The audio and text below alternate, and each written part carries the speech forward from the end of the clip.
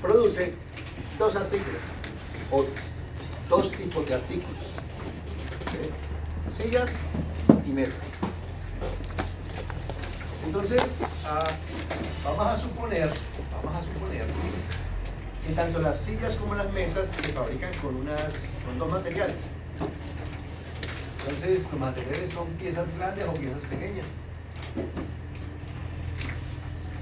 Aquí nos están diciendo, suponga que la empresa, en la bodega, vamos a hacer la programación de la producción óptima para una semana de trabajo, ¿de acuerdo? Para una semana. Entonces, en esa semana vamos a la bodega y vemos que en la bodega disponemos para esa semana de 8 unidades de piezas pequeñas y de 6 unidades de piezas grandes. Y juntando las piezas pequeñas con las grandes, mágicamente obtenemos una silla o una mesa.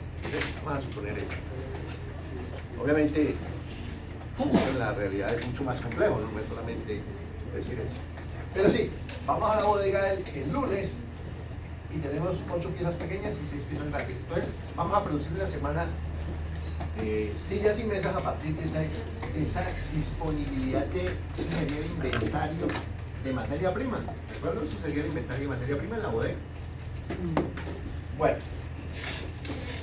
cuando vaya a producir esta semana, yo sé que para producir una silla necesito 2 piezas pequeñas y una pieza grande. Y que para producir una mesa requiero 2 piezas grandes y 2 pequeñas. Vamos a suponer que así se componen los 2 productos que vendo. Obviamente esos 2 productos los vendo. Aquí dice que los vendo y si le quito los costos, me queda una utilidad de 15 unidades monetarias por cada silla y de 20 unidades monetarias por cada mesa. Ese es el beneficio, la utilidad que yo recibo por cada producto vendido. Ese es el contexto.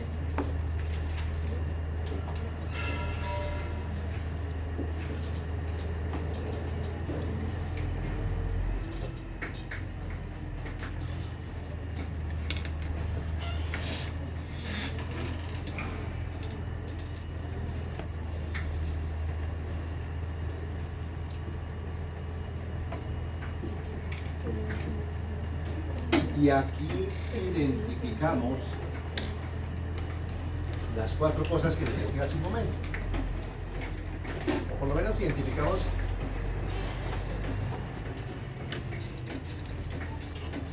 función objetivo, ¿cierto? La función objetivo está relacionada con ¿qué? ¿Qué queremos optimizar? ¿La qué? La utilidad. Entonces ahí es claro que lo que queremos es maximizar las utilidades, producir lo que más se pueda con los recursos que disponemos.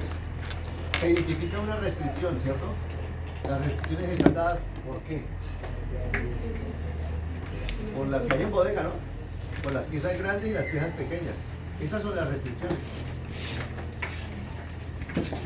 ¿Qué pasaría si tenemos un problema como los que teníamos en cálculo 1, matemáticas 1?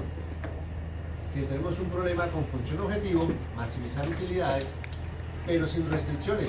Es decir, usted tiene una bodega infinita, no hay restricciones. Entonces, ¿cuánto debemos producir para maximizar la utilidad? Todo lo que quiera producir infinito, porque es un problema no restringido. Por lo tanto, no corresponde a la realidad. Los problemas de optimización son problemas que queremos buscar un provecho de maximizar o minimizar, pero que están restringidos. Y por eso esas restricciones tenemos que representarlas como ecuaciones también. Bueno.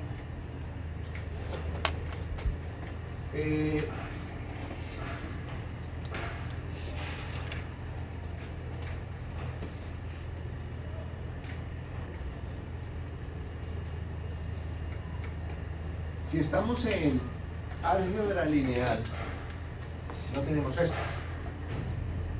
No tenemos la función objetiva. Tenemos esto.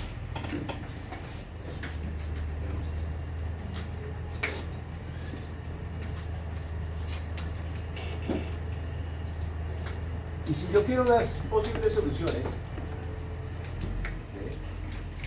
¿Qué podría ser una solución aquí? ¿Qué es lo que nosotros queremos?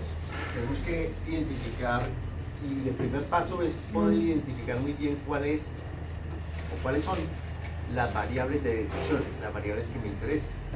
Entonces, ahí siempre uno empieza por X1. X1, ¿qué podría representar? ¿Qué? Las sillas, por ejemplo. Pero nosotros no colocamos sillas. O sea, hay que ser muy claros. Y sí les pido que sean muy claros cuando estén en el parcial, escriban muy bien la cantidad de sillas que deben producirse por semana. Y obviamente aparece otra variable que es X2, que es la cantidad de mesas que deben producir por semana. ¿Hay alguna otra variable de decisión? No, porque solo se producen sillas y mesas. Las variables de decisión siempre están, en el 90% de los casos, siempre están presentes en la función objetivo. Siempre. Entonces, claro, nosotros vemos que hay una relación. Entre más X1 y más X2 produzca, más Z. ¿Cierto? Porque entre más X1 produzca sillas, obtengo más utilidades por las sillas, y entre más X2 mesas produzca, obtengo más utilidades por venta de mesas. Y si yo sumo las utilidades de silla más las utilidades de mesa, obtengo las utilidades totales Z que me interesan. ¿Sí? Entonces, yo busco maximizar X1 y X2. Bueno, pero entonces estoy limitado. Ya decíamos que no podemos producir infinito, porque hay una restricción o unas restricciones que tienen que ver con el inventario en bodega. Y solo puedo producir con base en lo que tengo en bodega. Entonces, cuando hablo de las restricciones, ya no estoy hablando de la función objetivo, sino de ese grupito de ecuaciones, y ahí es donde hablamos del álgebra lineal. Entonces, ¿qué soluciones pueden haber viables? X1. Solución, primera solución para este X1. Vectorialmente hablando, es la primera solución. Que me confunda con este de allá, podría yo decirlo. Así. Que no sea este X1, sería esto. X1, X2, X1. No es elevado a nada, ¿no? Es de la notación. Entonces, una solución cualquiera es una solución que cumpla con las restricciones. Así no le pega la función objetivo. Dios álgebra lineal. Una solución cualquiera que cumpla con el sistema de ecuaciones. Es decir, que cumpla con las restricciones. Si yo digo que una primera solución, un vector solución podría ser un vector solución 1 cualquiera para este problema. X1 igual a 1 y X2 igual a 1. ¿Cumple con las restricciones? Las restricciones son en material, ¿no?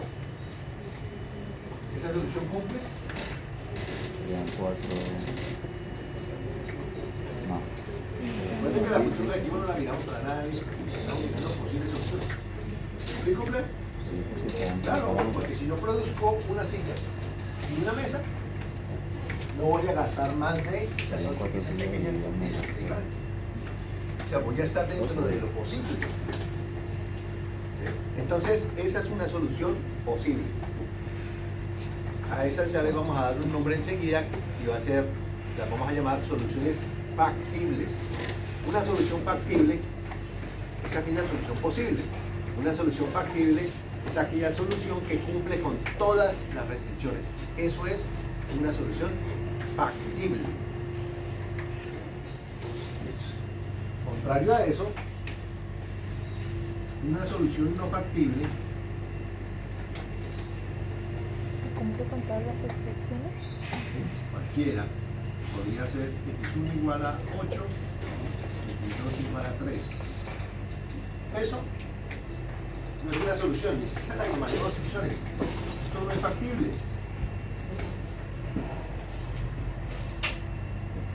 Entonces, nosotros sí hablamos es de soluciones factibles. Una solución factible es una solución que cumpla con el sistema de ecuaciones, las restricciones. Desde que cumpla con todas las restricciones, es una solución factible. O sea, es una candidata a evaluar si es óptima o no es óptima. Bueno. En este problema de pronto podría llegar a ser fácil. En un problema real, pues, no va a ser fácil saber o hacer una lista de las soluciones factibles. Y puede ser de pronto muy sencillo. Primera solución factible, x1, 0, x2, 0. Factible. O sea, no haga nada. Pero cuando le ponemos la función objetivo, ya sabemos que esa no es la óptima. ¿Sí? Pero es una solución factible porque cumple con las restricciones. x1, 0, x2, 1 es otra solución. Y así empezamos a jugar con todas las combinaciones posibles. Aquí es un problema chiquitico, salen poquiticas y no necesitaríamos a George Dancing para que nos hubiera dicho el método para resolver. La listamos y escogemos la que mejor el Z y listo. Encontramos la solución óptima. Pero bueno, vamos entonces a modelar este problema. Ya tenemos claro lo más importante y es cómo definir las variables de decisión. Porque ese casi siempre es el principal problema para formular un problema. ¿Cuál es la variable de decisión? ¿O cuáles son las variables de decisión? Eso es digamos, la principal barrera que hay para poder formular matemáticamente un problema es tener claro cuáles son las variables de decisión. En este caso ya las tenemos claras, son dos variables de decisión. Este es el problema. Una silla que nos deja 15 unidades monetarias, una mesa que nos deja 20 días de utilidad. La silla se compone de dos pequeñas y una grande, la mesa de dos pequeñas y dos grandes, y en la bodega hay esto. ¿Sí? Y empezamos a jugar con lo que les decía, de las soluciones factibles. Entonces todas estas son soluciones factibles. Cualquiera de esas y más. Pueden haber más. Todas esas y más son soluciones factibles. ¿Sí? Porque todas cumplen con las restricciones. Pero hay muchas más. Hay muchas más porque vamos a suponer, y así vamos a empezar el curso, con que analizamos problemas de programación lineal continuos. ¿Sí? No voy a decir continuos de ahora en adelante. Cuando llega un problema de programación lineal, estoy hablando de un problema continuo. ¿Recuerdan la última restricción, la de signo, cómo era? Las x deben ser ¿qué? Mayores o iguales a 0. O sea que puede ser 1.4. ¿Sí? Puede ser 1.8. Sí. Puede ser 50.10. ¿Sí? O sea, estamos en el mundo continuo. Ahí vamos a empezar a hablar de eso. ¿Por qué? Porque el método de solución, paradójicamente, es más sencillo el método de solución de los problemas continuos que el de los problemas enteros. Es decir, cuando yo llegue en esa última restricción diga las x deben ser mayores o iguales a 0 y enteras. Si yo digo eso,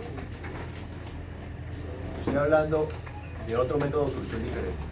¿Sí? Es más complejo resolver esos problemas. Entonces, vamos a empezar por los más simples, que son los problemas continuos. Para este ejercicio,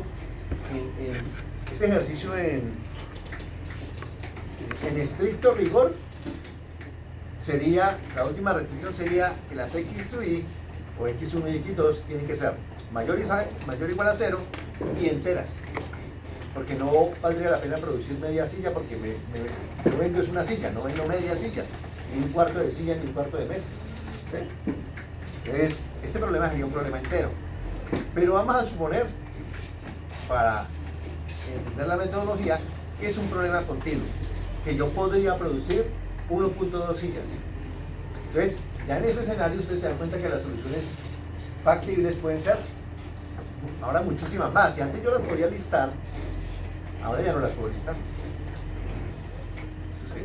Se vuelve infinito. La cantidad de soluciones posibles es muchísimas. Entonces, ¿cómo hago para encontrar la solución en ese mundo infinito de soluciones? Eso lo veremos en otra sesión de clase, porque yo les digo, primero nos vamos a concentrar en la formulación, no en la solución. Bueno, y estamos hablando de problemas continuos, por lo tanto, aquí pueden salir más soluciones factibles. Y entonces vamos a suponer que sí es posible vender 2 sillas y media. Bueno, de hecho, si ustedes lo miran bien, yo estoy haciendo la programación de la semana, pero la otra semana continúo trabajando en una empresa y la otra también y así. Yo sí podría tener una silla y media porque es que la otra semana la termino y ¿cierto? Eso podría ser viable. Entonces, veámoslo así, es un problema continuo en este caso y entonces el sistema Yo Hudson. estoy manejando que toda la semana tengo la misma cantidad de productos para aplicar.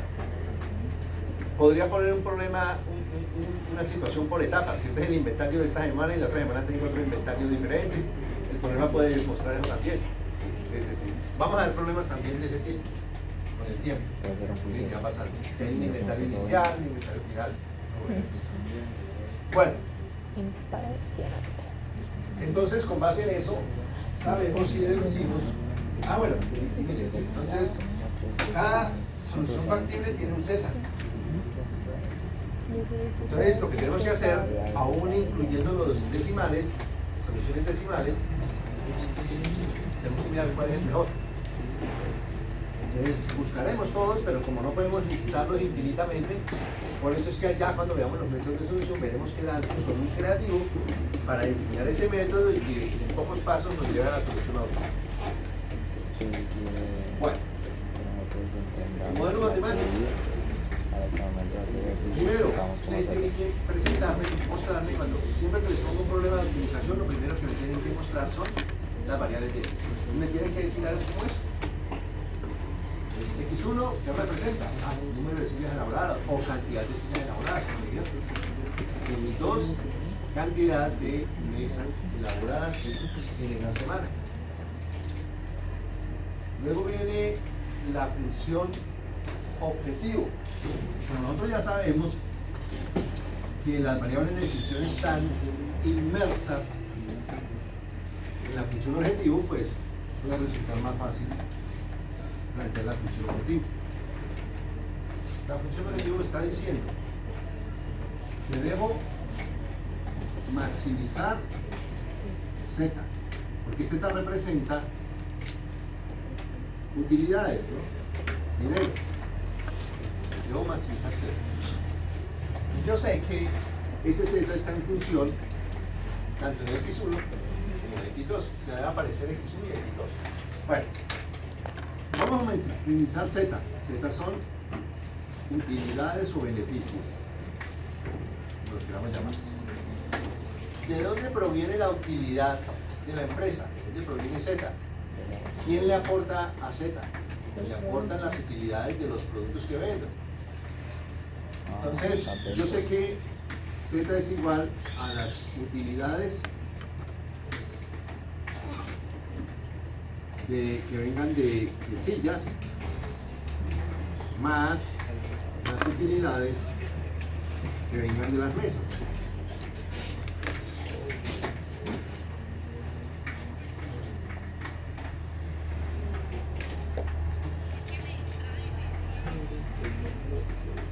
Ahora, yo sé también que la utilidad de las sillas depende. ¿De qué depende las utilidades de sillas? De la cantidad de sillas que vendan. O sea, depende de X1. ¿Sí? ¿Estas unidades tienen sillas? Número de sillas, ¿no? Sillas. ¿De qué más depende la utilidad de las sillas? ¿De qué? La cantidad, el precio. Del precio. La cantidad son estas, X. Si usted si vende una silla, pues se gana ¿cuánto? 15. Entonces, claro, si usted vende una silla, se gana 15. Si vende 2 sillas, se gana 30 y así, ¿no? Ahí no tiene la utilidad. Estos son pesos por sillas.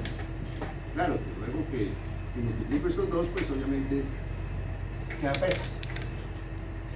Y eso es lo que me interesa, ¿no? Aquí a veces se cometen muchos errores, es por eso, por las unidades. A veces uno ve una cosa con otra y no son capaces de identificar la función que yo quiero.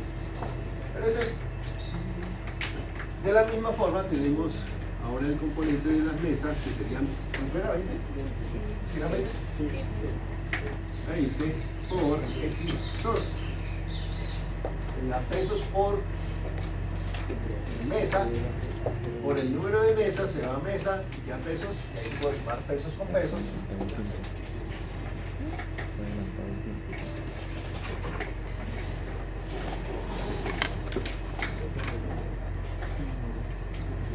¿Dónde estuvo? Esto debe estar sujeto a las restricciones. Sujeto a las restricciones.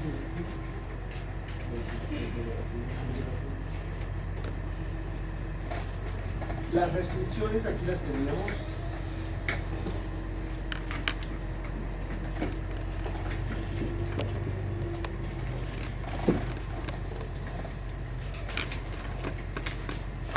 Las restricciones son estas. Hay piezas grandes y hay piezas pequeñas. Entonces, eso directamente me lleva a que son dos restricciones. Hay una restricción relacionada con piezas pequeñas. Vamos a ver cuál es esa restricción, la relacionada con piezas pequeñas. Sabemos que cuántas piezas pequeñas hay. 8 piezas pequeñas. Y cuando yo hablo de la restricción, ¿qué es lo que estoy diciendo? Hay 8 piezas pequeñas. Entonces, lo que usted produzca, sean sillas, sean mesas, sean ambas, lo que usted produzca no debe gastar o consumir más de 8 piezas pequeñas. Entonces el consumo de piezas pequeñas, obviamente ese consumo es para X1 y para X2, ¿no? El consumo de piezas pequeñas debe ser con relación a las 8 que tengo. ¿Cómo? Mayor, menor, igual, ¿cómo debe ser? Debe ser a lo sumo 8. Y esa es la restricción. Entonces, ¿cómo representamos el consumo de piezas pequeñas? Bueno, yo sé que si voy a hacer una silla que requiere X1, por cada silla que produzco consumo 2 piezas pequeñas. Entonces yo digo 2 piezas pequeñas por cada silla que produzca. Ese es el consumo en sillas. Más 2 piezas pequeñas también 2 piezas pequeñas por cada mesa que produzca. Eso es el consumo de piezas pequeñas. Eso debe ser menor o igual.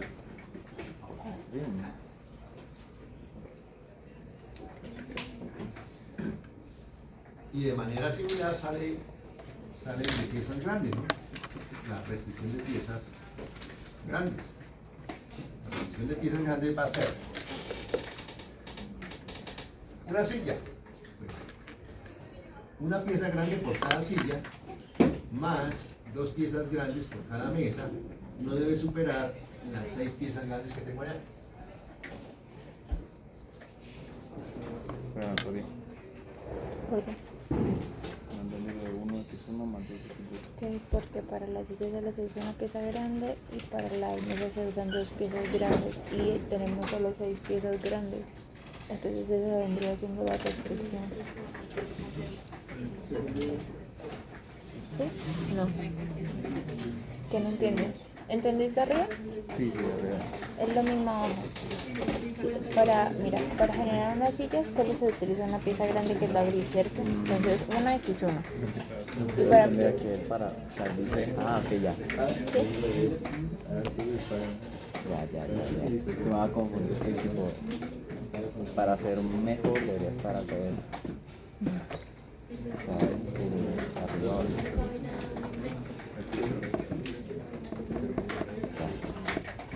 Debería ser. Y ahí listo, ¿quién falta para el 5? falta para sacar 5 ahí. Eso es verdad, ¿no? X1 y X2 también. Ambas deben ser mayores o iguales. Estamos asumiendo un problema continuo. ¿Mayor igual o mayor estricto? Mayor o igual. Puede ser cero. Puede ser cero. Mi cerebro hizo Sí, la solución óptima podría ser no producir sillas y sí producir todo en Yo vez. ya me levanté. Eso podría ser una Se solución. levantó. Me escuchó así que se levantó.